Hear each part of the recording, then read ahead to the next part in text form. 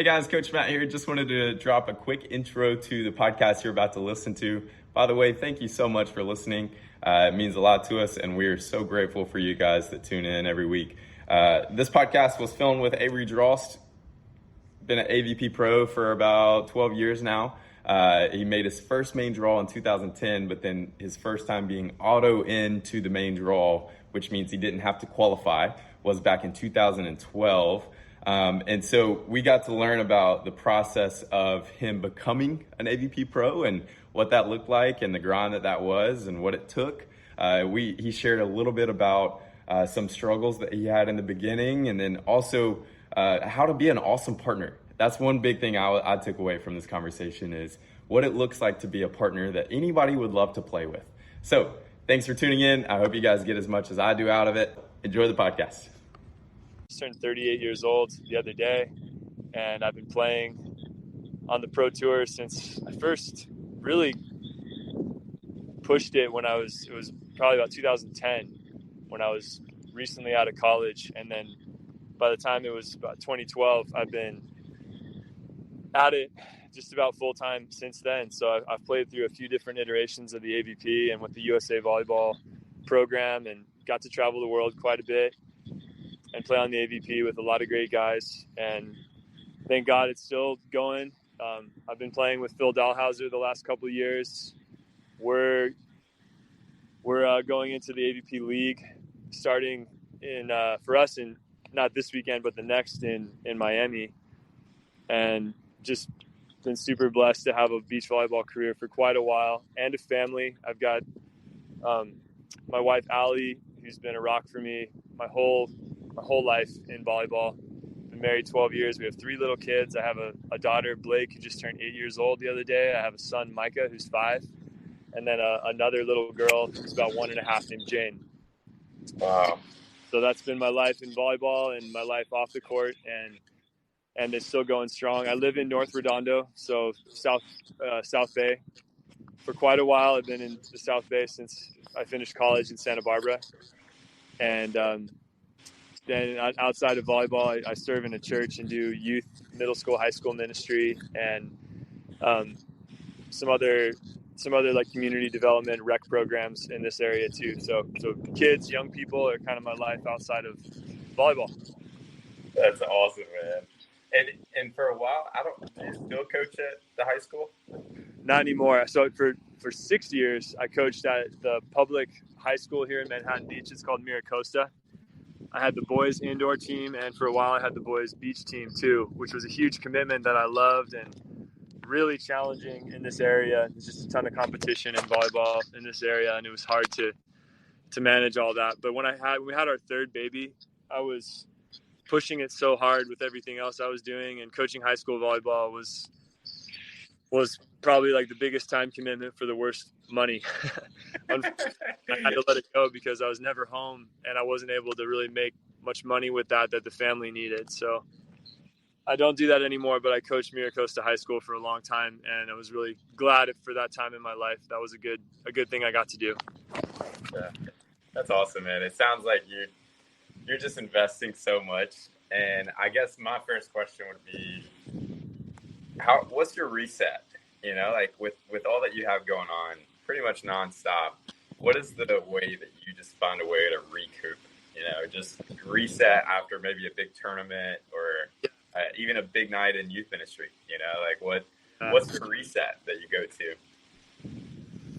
That's good. That's a good word, a reset. I mean, I think where I'm at now, and it's been this way for a long time, but I love to work on our house. We bought a little house in North Redondo 2017. It's been a project, and I literally love to be in my yard doing yard work, tinkering with things in the house, building up the house, doing projects. That's honestly my favorite thing to do when I've been on the road for a while. Is I'll get home and like check off my list in my house. I'm one of those dads that just gets so excited to go to Home Depot and like get a different nozzle for my hose. I'm completely that guy at this point. I think I've been that guy for quite a while, and it just continues to go that direction as I get older. But that's where I feel I'm like at peace, you know. I'm so happy to get home and catch up on my to-do list like that, and just be with my kids. Oh, I love that, man. I love that. That's the one thing I've always looked up to you for, is just the way you're a dad and a husband first, and just your balance of that. I think you found such an incredible balance of that alongside of your playing career, alongside of your church career, and everything Thanks, else. I respect you a lot for that, man. So thank you for that. So nice to see you, bro. Thanks, dude. I'm trying. Yeah, and obviously everybody's got their imperfections and stuff, but you seem like just the perfect dude for the position that you're in life in general. So you're crushing it, man. Keep it up. Yeah. Well, thanks, man. I think doing those things is what gets you better at them. Nobody like starts off good at that stuff, and then it just comes with some time and effort. So thanks for saying that, dude. I'm definitely trying. Can't wait to see you do all that stuff too. Whew. Yeah, I'm gonna just try to follow your lead. Yeah, if I'm half the father you are, man, I'll be stoked about that. So good stuff. But yeah, sorry, I could go on a tangent about you all day. So, but my next question for you is thinking about the beginning of your career. So back in 2012. Yeah. When was your first main draw? When was that for you? Yeah. So the first main draw I ever made was going way back to 2010. Wow.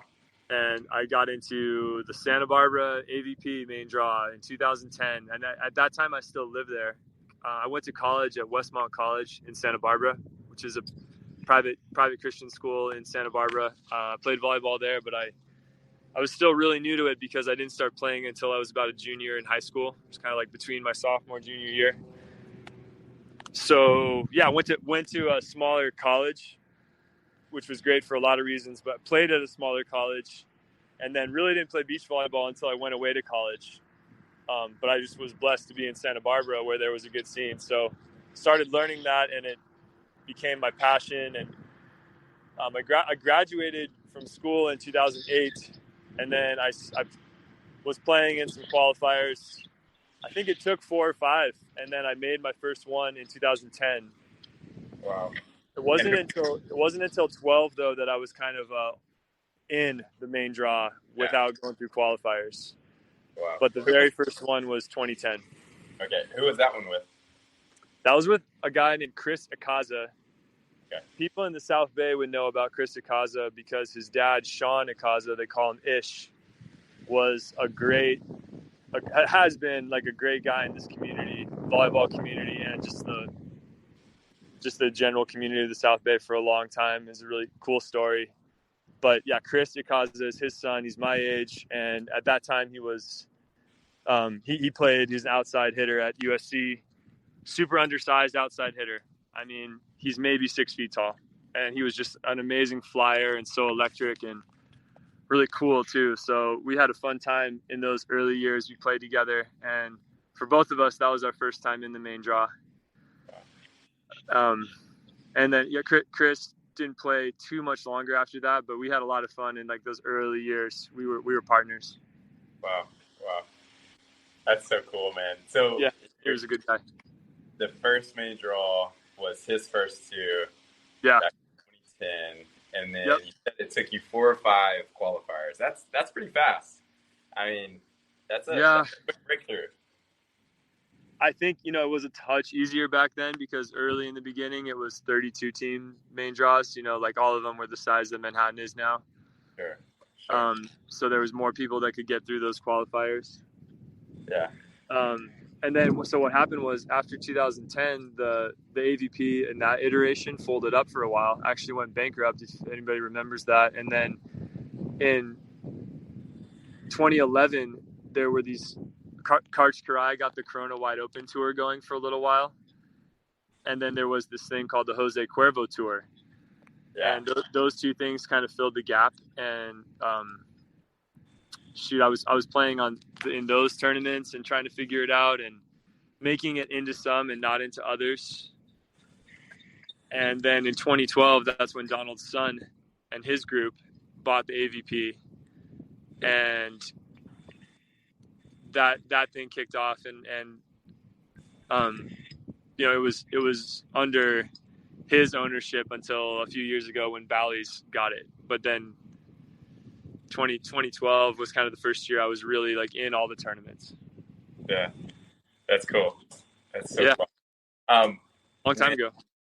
Whenever you were working on breaking through, and I think this is such a good question or like a fun question to think through for, maybe somebody looking to move from beginner to intermediate or intermediate to advanced or even advanced to pro, in some way.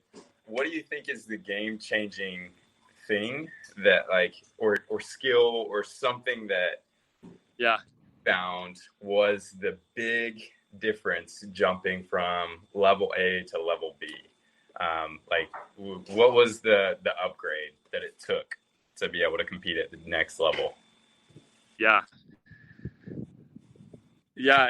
I've processed through that question with a lot of people over the years, and so I think the way it played out for me, and I would say that this is probably the case for most, although not every, but the way that it played out for me was I was training and playing with guys in Santa Barbara, and that was great. I was making some progress there, but I had the sense that for me, I needed to move down here to the South Bay to get deeper into the heart of it, to train against better and tougher guys. And so part of that went hand in hand with I got invited to come down and train with the USA Beach. At that time, it was called the EDP. It was called Elite Development Program, and it was for guys and girls under 23 who were developing in beach volleyball. So I got invited to join up with that. And then it was decision time because, really long story short, I had this plan to go to law school. I had graduated with that in mind. I was working for someone who turned out to be a really scummy attorney, and I was hating the work I was doing, and at the same time I was progressing a little in beach volleyball, and people were encouraging me that maybe I had a shot to go further with it. And then hand in hand, that invite came for the national team program here in the South Bay. So it was for me, I decided to move, and that, for everyone, that's a big step. And kind of put one thing aside, and I moved to the South Bay to really invest in that. And fortunately, because of volleyball, I had some plugins and some people to jump in with right away and start training. But then it was just a matter of, okay, now I was consistently on stand, really good, tough competition all the time, and there's no shortage of it. I don't, thinking back, I don't think I would have been able to progress like that if I was still in Santa Barbara. And even that, there was a decent volleyball scene there, but for me, I had to move, and that made a big difference. But I tell everyone too, and sorry not to make this too long of an answer, I kind of counsel younger people on this because this question comes up a lot. And one thing I tried to do was, I wanted to, for me, going all in, moving down here was a huge step. And that represented a departure from my previous plan. But I worked at a physical therapy clinic in the evening. I used to train from in the morning early, and then get weights in, and then I'd go work at a physical therapy clinic from 3 to 10. So I had a job that I could do in the evening that let me train. I worked as a physical therapy aide, and then a bit as a trainer. And my wife and I were dating, but in 2012 we got married. So I was I try to tell guys going all in doesn't necessarily mean I'm going to move somewhere and I'm going to not do any other work, and I'm not going to build my other relationships and stuff like this. I'm just going to fully go into volleyball and say okay, then once I make it, whatever that means to you, then I don't know, progress in whatever other ways. You can, for me, going all in was a big part of it, but I still felt like I could develop, other work and relationships. So, but I think moving was massive for me coming down here. Yeah. And then the other part of that, I think I can answer this quicker. So for me, that was a huge a huge step. But then the things that I think separate qualifier players from main draw players is a question that comes up a lot. I always answer that question the same way, and I tell people, like, really, really, really learn how to set. Yeah, I know that sounds crazy, but I really find that when you watch some extremely athletic and explosive and talented players at like the qualifier level who play out these unbelievable rallies, and you see all this athleticism on the court, but then if you're really watching from a more trained eye, you realize like some of these points should have been over a long time ago, but the setting isn't quite there. And I found that over the years of like watching some extremely talented guys show up and just not really quite be able to know how to put the offense together with setting. Because you see that, like, not everyone sets coming out of indoor volleyball. Only a few people do. But when you see someone who can really set, it's crazy how it elevates the game. And then it sort of like allows you to start playing the right way, if that makes sense. If you can't set the ball, you just can't really play the right way to begin with. So I feel like I answer this question a lot. Great, like professional level setting separates qualifying level players from main event kind of players, and then elite blocking, I think, is the step from professional players to like professional champions, if that makes sense. But we could talk about that later. Yeah, no. But yeah, that's kind of stop that there. I love that you mentioned setting. I mean, because it's very easy to point out every single skill, but setting is probably the biggest part of it. You know, you're setting up your partner to score a point for your team. Yeah. So what I heard from that is finding a bigger pond, you know, playing with better people, and then two, just working on your setting nonstop. And I love that because setting is something that everybody can get better at. So I was just going to say that. Yeah, you don't need to be any sort of specimen to set the ball really, really great, but you just come to understand beach setting is so situational that you got to understand like how to set the ball in a trillion different scenarios.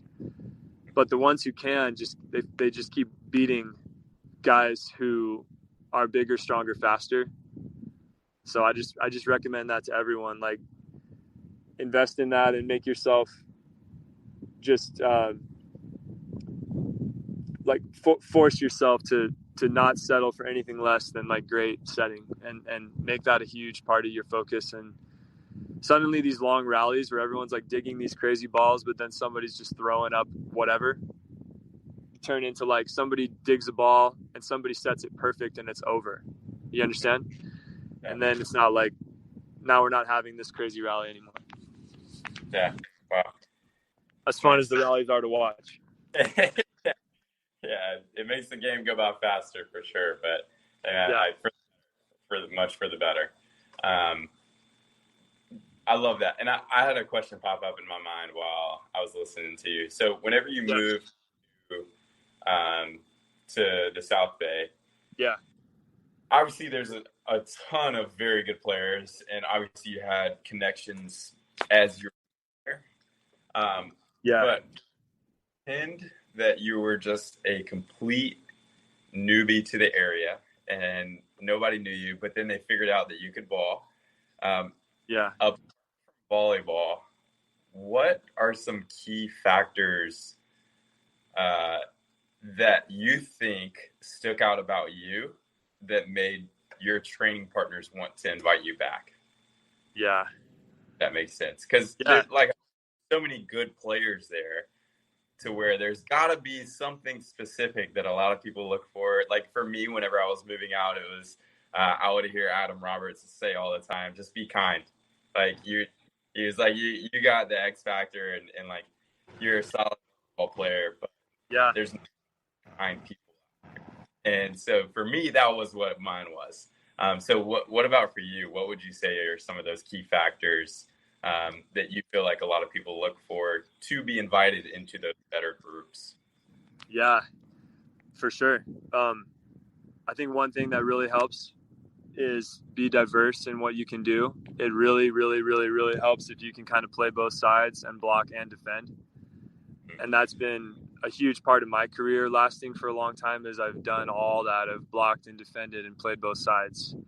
So that really helps. I mean, I'm kind of a tweener size. I'm 6'4", so I'm big enough to block, but I really put a lot of effort and energy into that. And in the beginning, I was a blocker, and I still block all the time. And so just being, if somebody's like trying to figure out who they can get for training, it really helps if you're available to do whatever, you know what I'm saying? But then the other thing, I think people respect professionalism, like be available, be on time, be workmanlike, present yourself as somebody who takes it seriously. When people are like nervous, sometimes they act silly and like are kind of like making silly jokes and being a little goofy because they're just like nervous. Totally.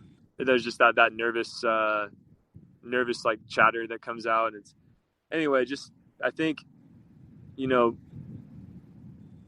that I'm older and I go out to practice with younger players, I definitely enjoy someone who shows up and he doesn't feel like he needs to like break the tension by being silly, but he shows up and just acts like he belongs. And there's such a good, like, there's such a nice, you want that guy back. So, yeah, I don't know. You get a good feeling from guys like that because you get a sense that they're going to get better over time and that they enhance the practice. So you sort of put that note in your mind, like, oh, I would call that guy back for practice, versus a guy who's like kind of silly. And I don't know, like that's how I am. But there's others. But then, yeah, shoot, like remember that it's a small community. So, man, like things you do to respect your partnerships, like, gosh, like, don't treat people bad in partnerships and like, bail on things or throw people under the bus. Oh my gosh, don't be like complaining about other players. Some guy you played with last weekend, don't let yourself be caught like tossing them under the bus and complaining about their game and how they couldn't side out or whatever, because this is such a tight world. You just don't want that out there, that's who you are and that's how you operate. It really, really, really. So like, yeah, summing up like what Adam said, yeah, be kind, but shoot, do it all the time. Just be, talk about people as though they were standing right in front of you in the way you talk about them, and be respectful of the partners and stuff that you play with, because you just never know who you might end up playing with in the future. Just can't predict it. Yeah, it's unreal. It really is a full circle thing, and I'm new to the scene and everything, and so I'm starting to see it, but I'm sure you've got tons of stories like that where maybe somebody was going to play with somebody, and then this happened, and then yeah. I mean, it's wild. It's wild to see. Yeah, it is. As I was listening to you, I was thinking about the term imposter syndrome popped in my mind. Because I feel like a lot of times there's like, you want to feel like you belong, but that imposter syndrome kicks in, and then maybe that leads to the nervous laughing and goofing off, and rather than just showing that you belong. What were some ways that you, or maybe share, if you don't mind being vulnerable, share a time where maybe you had some imposter syndrome? Maybe it could be now in your career or in the very beginning of your career. Yeah. You just stepped on a court and you just felt like you did not belong. And how to handle that? Well, I'll tell you like a funny story, and then like a real story, I guess. But a funny story that really did make me feel like a kook when I was first out here. So there used to be this guy named Aaron Walkfogel. I don't know if anybody remembers the name Aaron Walkvogel, but he was, when I first came down to the South Bay, he was in his prime as a player. He was the guy that grew up here and was really a cool guy in the community. He was playing really well at the time on the tour, mostly with a guy named Billy Strickland. But he was also just a cool guy from this area, and his family was well loved and respected in this community. But he was just kind of the guy, if that makes sense. And so, like I said, I was dating Allie, my wife now. We weren't married yet, but one night we were on the Hermosa Pier, where Fat Face Fenners is now. If you know that place, there used to be like a froyo shop, a frozen yogurt shop. So I was there with my girlfriend and one of her friends. So me and two girls, and we're standing outside the froyo shop on like a Friday night. And all of a sudden, Walkvogel and 4 or 5 of his bros come walking around the corner, and they're on their way to go out somewhere in Hermosa, like where the bars are and that type of thing. So they're like walking together, and I'm standing there with my frozen yogurt and my girlfriend, and he's like, "Nice froyo, bro," and they all just and they walk and they laugh, and they're like walking and laughing as they go by me, and I just kind of looked at my cup of froyo in my hand and hung my head like, oh. And I felt like such a kook in that moment. But that's just a funny story. I love that.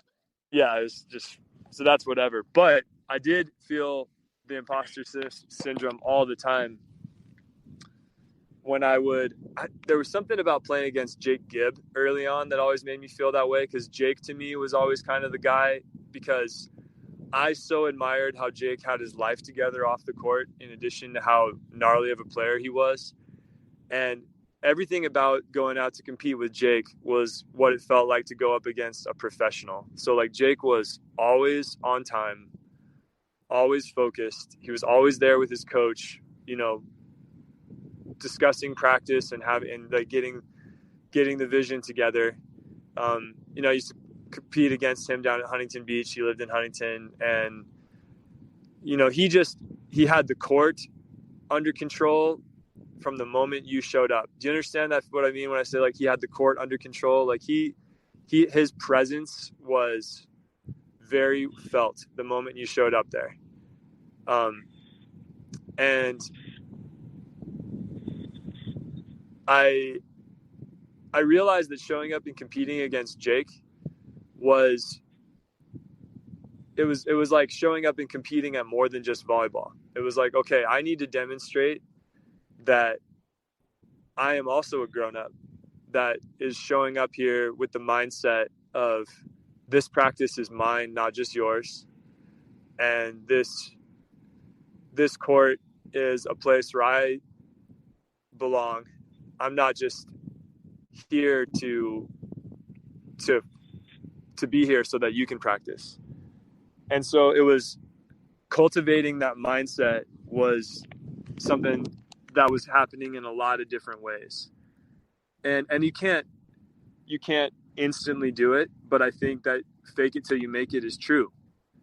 You can't just like tell yourself to show up and have that presence one time and it's done. You have to work at that, but you have to like observe all the small ways that the best guys control the space on the court, and bring that yourself, and whatever that means for you. I think it means things like showing up in plenty of time. I think it means things like having a plan of your own when you get there, not just showing up and being like, oh, let's do whatever you want. And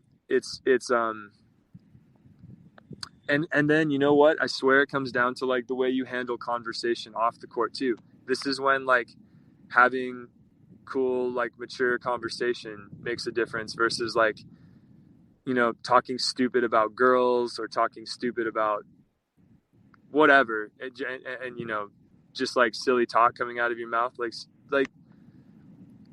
this is when like being able to talk about high level things with some, control over yourself and stuff is like all that gives you a sense that you belong with these people not just you belong in volleyball, but you just like belong with these type of people who are succeeding. And I don't think it's any different than like in business or anything else, you know, like you want to carry yourself a certain kind of way to have the respect of other people that are there to do something at a high level. So anyway, you just like work at that, I think. And if you feel like you're the small fry on the court, that's a great sign. Like it means you're competing against some greatness.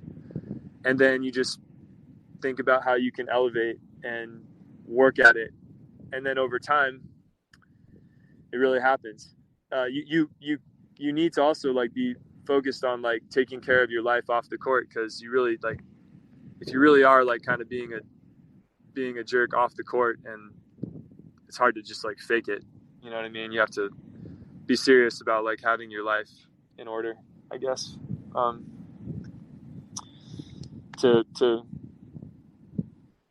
I want to say fake it till you make it. You know, you can't like completely fake it, but you got to like continue to try. Yeah. Is that what you're talking about? Absolutely. Yeah. I mean, I think what I'm hearing is kind of convincing the guys that you belong. Like letting people know that this is your, you know, it's not like, obviously you're going to respect people, and like obviously you stepping on Jake Gibbs' court, you're not going to be like, this is what we're doing today. You know, in the very beginning. Maybe now it might be different, but like in the beginning, you stepping on the court with Jake Gibbs down in Huntington, if you showed up and did that, I doubt, and you can correct me if I'm wrong, but I doubt he would invite you back in the beginning, you know? Yeah. So I think that's cool that there's obviously a time and a place for that. And so I think that it's cool that you were humble enough to step into that environment, and then growth mindseted enough to get to that point where you can be that guy on the court. And I think it's such a cool process, and I think we can all learn from that, because there's so many different levels to that. You know, it's wherever these players are at, and right now I think we have around 1, 2, 3, 4, 5, 6 players from around the country in here. And sometimes we have some in other countries as well, but yeah, they're at all different levels. And I think your story and just like your the way you just talked about that can go into whatever environment they're in and be like, okay, if I'm stepping on this court with this person, I need my learning gears turned on immediately. And go up, I make sure I'm warm rather than warming up at 4. If practice is starting at 4, you're warm 3:50, you know, and you're ready to go. And so like touching a volleyball by 4 o'clock just to honor people's time, I think that goes such a way. So I think that can, you know what else stands out there a lot? Sorry to cut you off. I would have said this is like do your very best to put away like the sorries and my bads, because I think that's a thing that you see so often with players. If they're feeling like they might not belong or something, is like apologizing for every play. And man, take Jake as a great example. I think about Jake in so many ways. Something I loved about Jake is if Jake truly made a mistake, like an actual mistake, as everyone does. Maybe if you've ever watched him back in the day, Jake used to like clap his hands really hard and like hold them up to his face and be like, dang it, sorry. You know what I'm saying? Yeah. Like a big, like, sorry, Casey, or like whatever. Sorry, Taylor. Yeah. But he would like take great accountability if he made a mistake. And he gave you that great sense of like, I know I messed that up and I'm not going to do it again. He gave you that great sense, because you don't like to play with someone who takes no accountability, who like sets you a garbage ball and then is just like, what's wrong with that? Yeah. You don't want that. That's really annoying. But you also don't want somebody who's like, oh, sorry, my bad, you know, all the time. So Jake was perfect at like when he actually did something that cost you, it'd just be like, take it. You knew he was pissed. You knew he was going to fix it and that it was going to be better the next time. But he didn't like do it on every play. That's what makes that creates like a lack of confidence in the guys you're around when they're like overly sorry. So that's I wish I would said that in the beginning.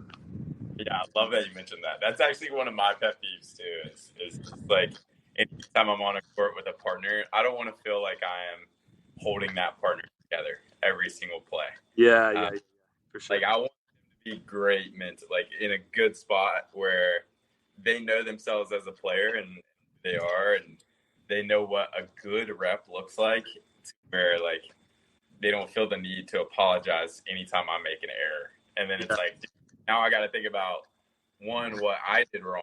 And then two, now I got to think about telling you it's not your fault because I did it. So it just adds so many extra variables to think about if you have a guy like that that's playing beside you. So I love how you brought that up. That's good. You don't want to be that guy that's like laughing every time they hit a high line shot out too. Like, oh shoot, my bad. You know, you don't want to be that guy either. You just there's so many different ways to, you know, this is nuanced, right? But like I feel like this stuff really matters when it comes to having the respect of people that you're training with, and that's how ultimately you get better. Yeah, the learning mindset, but also the humility to, well, obviously the growth mindset to get to the point that you're running the court, but then two, also the humility to be able to step on a court that's already being run by someone is what I'm hearing. Yeah, exactly. You kind of know when you're in like a situation. Sometimes it's not obvious, but sometimes you know there's like somebody who's kind of running the show a bit, and then eventually that's you, and that's a whole nother conversation. Yeah, absolutely. And this doesn't have anything to do with what we were just talking about, but another question that I think a lot of these people are going to start thinking about as the winter comes around: what are some things that individuals can do on their own to continue to better their craft of beach volleyball that you found worked for you during times where you don't necessarily have access to beach volleyball and people coming to play with you? Got it. So you're talking about like off season when the weather's not permitting? Yeah, like snow, rain, whatever that may be. What are some ways to continue to better your craft? Yeah. Well, hopefully I can give a good answer to this, because that's an obstacle that I don't have to face very much. Thank goodness I've lived in places where I could train year round, but so that, I know that for a lot of players, that's like I know, people get in the car and drive for hours to get to where there's like some indoor sand to play on in the winter. It's really amazing, how volleyball players will make it happen. But, a huge, huge part of beach volleyball that separates people is the gym. And it's a huge deal, I think, for young players who are coming out of indoor, because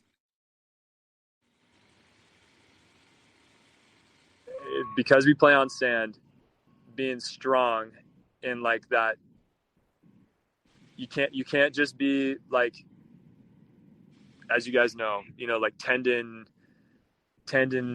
explosive and stuff like that, in the sense that like, kids are, 18-year-olds playing indoor are explosive because they're bouncy. It's not how it works in the sand. You have to be like strong under tension and like muscle your way through some stuff. So obviously this is a gigantic conversation about like how you best train for beach volleyball. But I think that one really strong predictor of particularly young players who are trying to become good beach players is, it's like, okay, are you strong? Because you just can't get away with being not strong physically.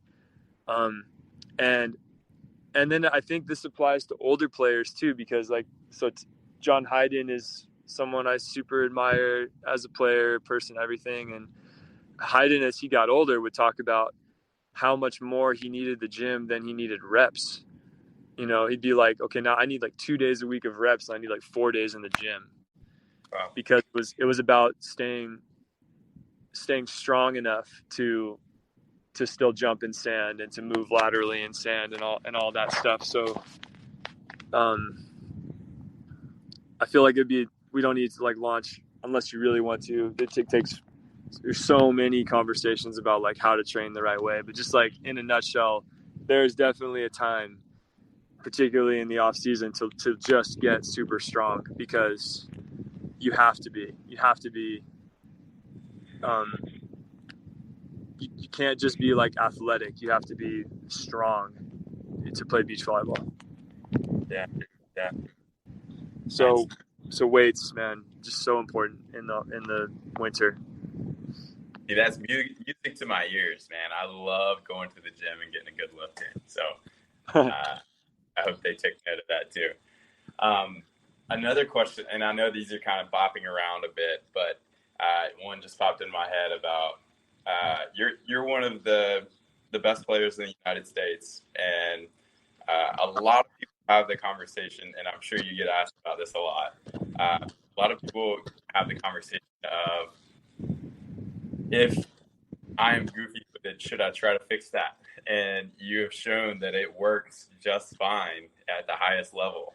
And so maybe for some people who are maybe wrestling with that question right now, or to maybe share some plus sides to having a goofy footed approach, and maybe sometimes that it's bailed you out, maybe on a set that might have missed a little bit.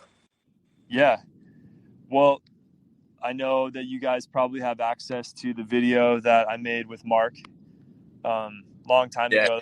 Mark wanted to make a video about goofy footed approaches, and we hung out and broke it all down in a video, which is really fun. So I know you guys probably have access to that. If you go, and maybe Matt, you can tell them like how to find it in the Better Beach catalog stuff. But that was fun to like get into it in big detail. But the short answer, so when I first started to play volleyball, like the natural way that I jumped was goofy footed. And if you don't know what that is, it just means you kind of lead with your, I'm right-handed, but you lead and step with your toes is left right, but your left foot is in front of your right foot, if you can picture that. It's not the same as a lefty approach where your left foot comes down and then your right foot like swings in front of it. It's where your left foot leads and then comes down in front, and your right foot comes down behind it. If you can, so we can watch the video and see what that is. But anyway, that was how I just like naturally jumped when I was a kid. And then when I started learning indoor volleyball, I had to learn how to jump regular feet. And the reason for that is you have to broad jump playing indoors. You know, you have to like take off from behind the ball and like broad jump to hit everything, but especially like back row. Aside from like, I think like a couple of like total freaks in the world, that's you basically have to play indoor with regular feet. But I still had that like goofy technique, you know, that was in my mind, and that's still natural to me. So when you play the left side in beach volleyball, it actually helps a lot of different things. And I've had this conversation a ton with, most of all, Phil, like going back way before me and Phil played together. But if you watch Karch Karai, you watch Phil, you watch Jose Loyola, Alex Samoilovs, and a ton of other guys on the left side play goofy footed. The cool thing that it does is when you step close goofy footed on the left, it means you're going to go straight up, which is good for beach volleyball. Broad jump, you're going to plant your feet hard and go straight up, which means you're going to get like a good lift off the ground. You're not going to broad jump and slip in the sand and sink. But it also means that you're going to be naturally open to the cross court, which is what you want to be on the left. You want to have, like, as a right-handed player, you want to have your body open to the angle, and then you can turn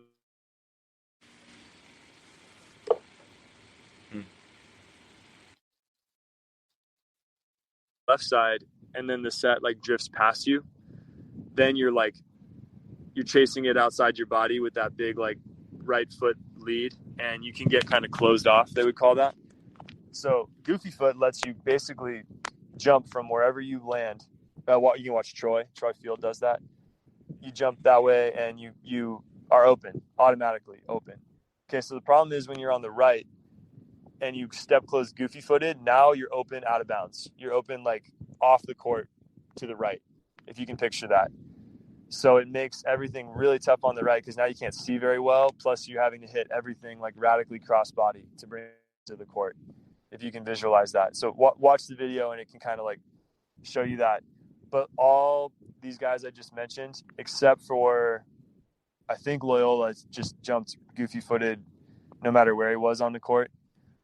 Phil, Karch, Samoilovs, lots of others learned how to jump regular feet on the right. And then they use their goofy foot when they're on the left. And it sounds crazy, but it really is not that hard. And so right now I play the right side with Phil. And whenever I play the right side, I step close regular right, left. When I play the left, even when I swing around back to hit a back set, I just step close goofy footed. And I don't think about it. It's just, I think it's something you can do. I know it will take some time and effort, but so what I tell everyone, if you are goofy footed, don't feel like you need to abandon it. You can use it on the left. I don't think you need to, like, if you don't naturally jump goofy footed, you don't need to go and force yourself to learn how to do that in addition to regular. So this is just for anyone who automatically has that as a default. You can still use that in your toolbox, but you better make sure that if you are goofy footed, you also learn how to step regular. Does that make sense? Yeah, absolutely. And I practiced it back in the day. I just told myself whenever I walked through a doorway, I made myself step through it and plant right, left. Wow. Okay, so did it. Ooh. Wow. So you put in some time, man. Yeah, it probably took a few months, but not like years. Like it probably took me like, I don't know, 2 or 3 months. And then it was fine. So it wasn't crazy hard. The first couple of times you try to do it, you feel super ridiculous, but it's not like years and years and years. Man. You can definitely do it. You just got to think about stepping right, left. If you're goofy footed and you're listening to this, force yourself to take just a 3-step approach instead of a 4 in the beginning. So just start your approach with your right foot in front and go left, right, left. Very simple. And then over time, that step close will feel natural, and then you can lengthen that out to a longer approach if you want to. Nice. But there are plenty of players who play with that technique, 3-step approach on the right side on the beach at a really high level. Billy Allen is one of them. You can do it.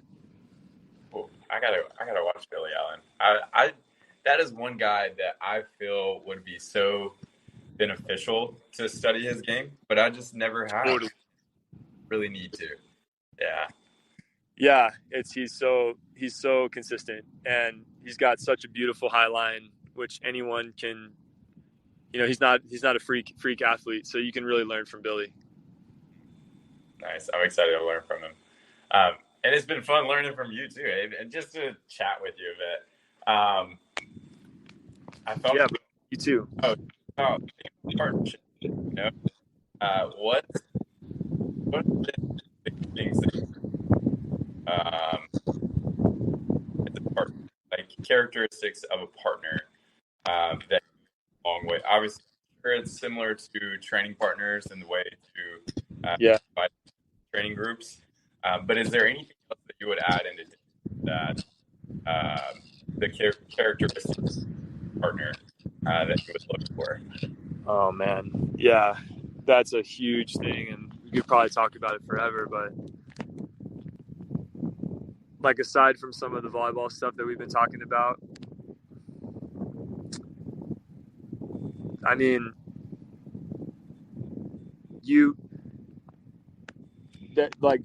guys who truly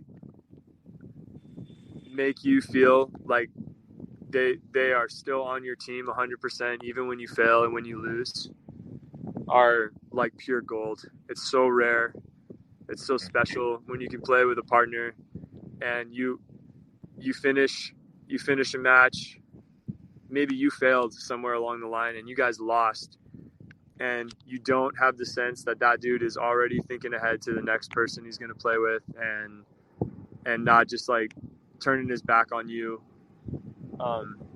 in the moment and going down the line. It is like pure gold. If you can be that person, you're just more valuable than gold in the volleyball community. It's so good. Phil is that guy, man. Phil has played so many matches with so many things on the line and barely got served in any of them. And so many games he's played where, his guys had to battle the side out, and maybe he does or maybe he doesn't side out well enough to win. Man, there's 0% of Phil projects any blame on me if we don't do well. And it's like such a great feeling. It makes you feel like you would do anything to go do better next time, but it also just empowers you. So there's that. And then also be a good travel partner. Traveling with somebody that you don't enjoy traveling with is brutal. And there has to be a really cool balance of, go learn how to be like a professional on a trip. Gosh, it's frustrating, when guys are like unreliable in their travel stuff, or they have like bad habits in the stuff that they do while they're traveling. But it's also really important to know how to like hang out and be loose in between stuff. And like when it's time to stop talking about volleyball for a little bit. So that kind of partnership stuff, is clutch. But I think 9 times out of 10, when people talk about someone being a good partner, what they mean is like a good teammate who doesn't put the blame on you, because it's just the two of you. It's like nothing else is like this. So someone who doesn't put the blame on you or like drift away from you after a bad game I think that's what people generally mean when they talk about a good teammate. Most of the time, that's what they mean. It's the most important characteristic of a good teammate. And then you could also be like a trustworthy travel guy, someone who's not like dead weight to travel with, who like doesn't like get their flights on time and is like, I don't know. We can talk about that later, but that's like, like when you have to be dad for your partner because they can't get their stuff together is kind of hard. Not letting your partner pay these double B or A entry level or entry registration, whatnot, and then not paying back, things like that. Well, honestly, yeah, stupid stuff like that it's really frustrating, right? Like it's so controllable. Yeah. Like if I'm signing up for a tournament and I register for both of us, and then I'm a bit in a hole, like I just paid for both of us rather than just my entry, so that's small stuff that goes really far if you're punctual with us, like with that payback. That's such a far away, and it's just a respect factor in a way, I think. It's so sucky when you got to ask and like Venmo request people. It's just really nice when you don't have to ask for that stuff. It's like, man, now I got to ask him to pay me back for paying for us to play a tournament, but it'd be so much easier if it was like, oh, you just paid? Oh, let me pay you right now, so totally. Things like that go such a long way for partners. So thanks for sharing that, Abe. Then I'm going to open it up unless you're in a hurry, Avery. Do you need to dip? No, it's okay, because I'm on the phone, so I'm moving around. Nice. I'm going to open it up to everyone else. If you guys have any questions, feel free to unmute yourself and ask Abe. Avery, so thank you so much, man, for your time. And totally, man, no problem.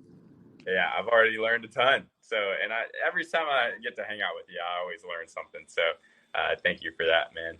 Oh, no, you're welcome, man. Sorry I can't get my camera on. I really can't figure it out. I don't know why it's not working. Yeah, no worries at all. So if you guys have any questions, feel free to speak up or drop it in the chat. I think Will had one that he dropped earlier, and I'll read it to you, Avery, so you don't have to look down at it. But I don't even see the chat part. Yeah. So sorry. Go ahead. Yeah. If you were to start from scratch, this is a tough question. If you were to start from scratch at 38, imagine you had no idea how to throw a ball, hit, approach, pass, or anything. and you wanted to win the Manhattan Open, how would you spend time? Still considering you have 3 kids and a full-time-ish job that pays the bills and involvement in church. Okay. So did you say 38? So we're talking about like the age I am? Scratch. Yeah. Man. Okay. So step one, I guess, in that situation, if you really don't know how to do any of those things, is first you got to watch a lot. Because I'm learning this right now with my young kids. It really is incredible how much you can learn by just watching a lot. And I think that is how you start anything. And there's a book. There's a book called Outliers. I'm trying to think of who wrote it, and I can't think of it. It follows communities and places in the world where people at a really high percentage come out of these communities like really great at something because of this community, or possibly because of this community that they grew up in. So like great tennis players coming out of this particular part of Russia, or like these great water polo players coming out of this little area in Croatia. And there's a bunch of cool stuff about that. But then one of the key factors is young people watching something be done well from a really early age is incredible. I mean, we always talk about the success that guys like the Crabs and Try and so many others have, like coming out of the Outrigger Club in Hawaii, just being around it from an early age. So the early age part of it means what you're good at when you're young is observing. You're like the best you're ever going to be in your life at that time at watching, and you just absorb by watching. But that's literally all you do at first is you watch. And it's really the same even now. If I wanted to start learning how to play something that I never did before, you can watch and start to understand, okay, this is how it is supposed to be done. That's the first thing. And then from there, you can begin to understand, okay, how do I teach my body to do that? But you really can't do that until you understand how it's supposed to be done. So I think the first thing would be to watch, figure out how I could watch as much as humanly possible, particularly in real life. And then download into your mind the right way to do it from the very beginning, before you start building bad habits and before you start learning the wrong way to do it. Like watch like crazy and watch only good high level stuff. How's that? That's awesome. That's so good. I think that would be really hard, dude, to win the Manhattan Open from that point. But if you started that way, you would probably have a chance to get like as good as you could possibly be. Wow. Yeah, that's smart, because I feel like it's so easy because of how beautiful of a sport beach volleyball is and how fun. It'd be so easy to just say, I'm going in the sand and I'm playing every day, and that's the way I'm gonna, But to just sit and watch. But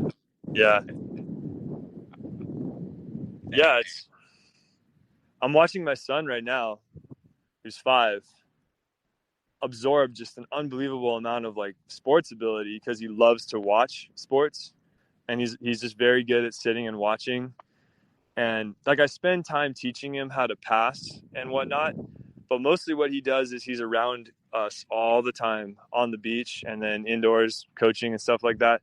Like he's just watched people pass and handle a volleyball so much more than a normal 5-year-old, because he's just been in this all his life.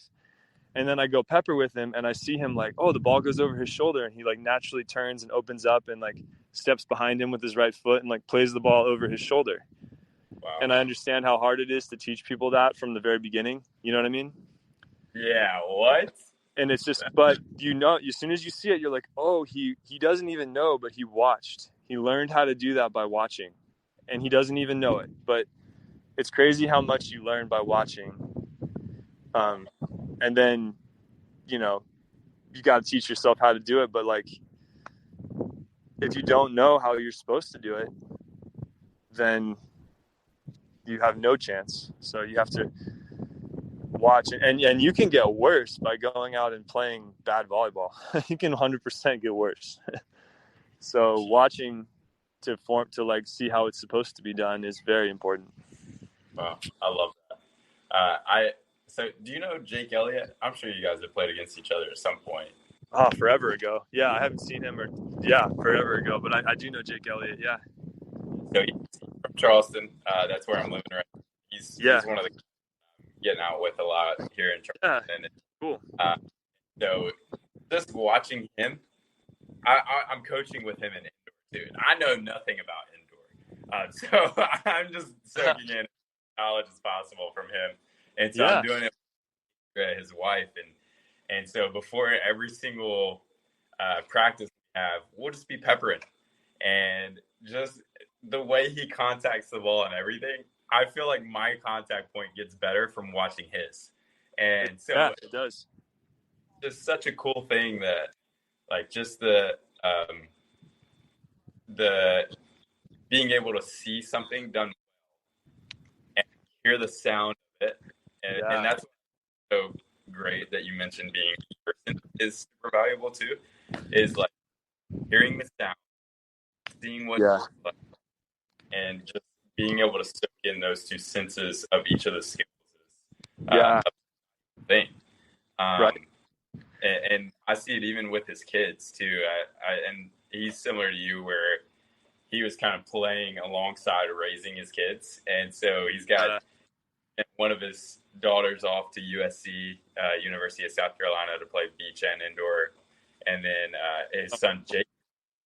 He was showing us videos the other day of him and his son just peppering in the backyard when he was like 6 or 7, and I mean, Jake is just letting loose on him, and Jacob's just scooping him really easy. And it's something that he's seen his whole life from traveling to tournaments with Jake and like play. And I'm like, man, that, like, Jacob, the funny thing is Jacob could probably never coach how. Right. Yeah.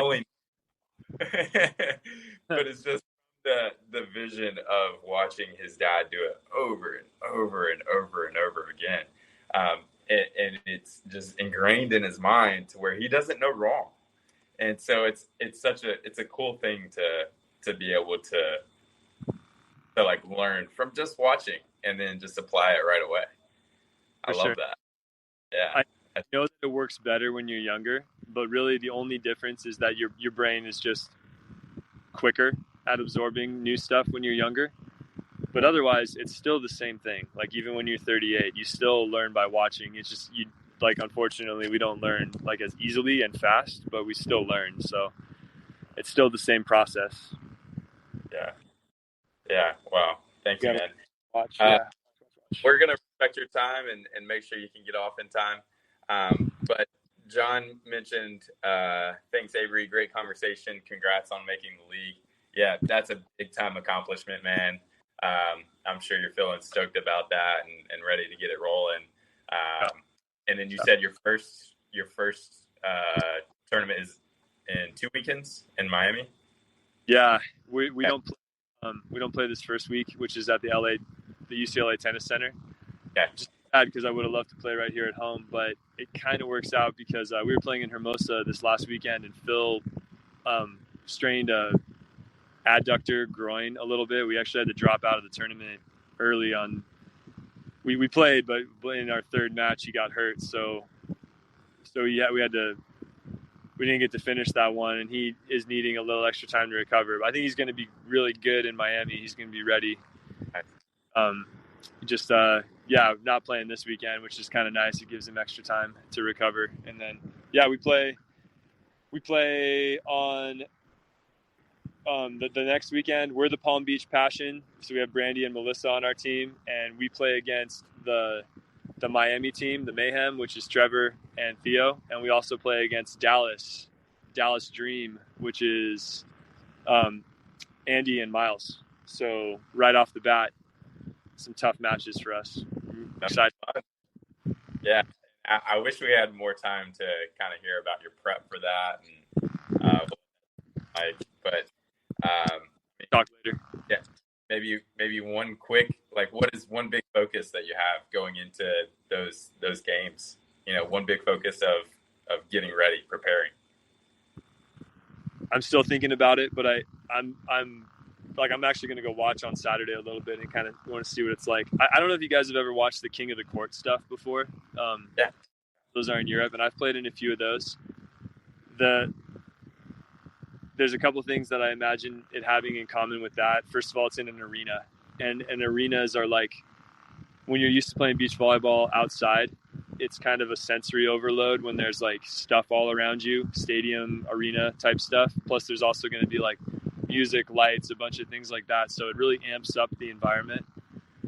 Plus King of the Court is super fast and furious. It starts fast, and then it's, you know, really, really, really fast paced. And these games are also fast paced. These sets are to 15. Yeah. And so I think that there's going to be some major like energy, like anxious energy, just in the air, because it's so intense, and it's going to be super important to be able to slow yourself down and like get off to a good start, because you don't want to fall behind like 4-1 in these games. You know, they're over so quickly. Just that's been my focus so far, but I'm excited to see it on Saturday too. I kind of want to see, like, what do? Do you go out and just like hair on fire and just rip? As maybe that's the way to do it, but I also imagine you got to like try to stay cool. Sure. But we're gonna see. I'm glad I get to watch the first week instead of play the first week. Yeah, you'll figure it out. You'll nail it down. I hope so. At the end of the whole thing, I'll probably have it. yeah. At least by week 7, you'll got it. But man, congratulations, man. Thank you for your time, Avery. I'll let you go. No, it's cool to talk to you. Nice to talk to all you guys and gals. Sorry, I don't have the camera on, but nice to talk to you guys. Awesome. Well, I love you, man. I hope you have a great rest of the day. And thanks again, man. Yo, you're welcome, dude. It's good to talk to you, and good luck with you guys, and shoot me a message or something if you ever have more questions. Yeah, one last thing. Drop your Instagram handle in here so that they can keep up with you. And any other plugs that you want to throw out there. I know you have an awesome sponsor. Dude. Well, how do I even put it in my Instagram is just my name, guys. It's just Avery Drost, at Avery Drost. But I don't know where I don't even see where the chat is. That's all right. I'll drop it in there for you. Okay. There it is. Yeah. I mean, any of the sponsor stuff is all there too. And those are, thank God for them. I'm so blessed to have those guys. But yeah, Insta, whenever, please say hi. Yeah. Y'all give him a follow and just keep up with his career. And everybody, I mean, that's a big part of beach volleyball is making sure that you got people checking in on you. So, Dude. Thank you again, man. We'll let you go. Okay, bro. All right. Well, have a good rest of the day. Thanks, guys. And I'm sure I'll run into you, talk to you some other time. Yeah.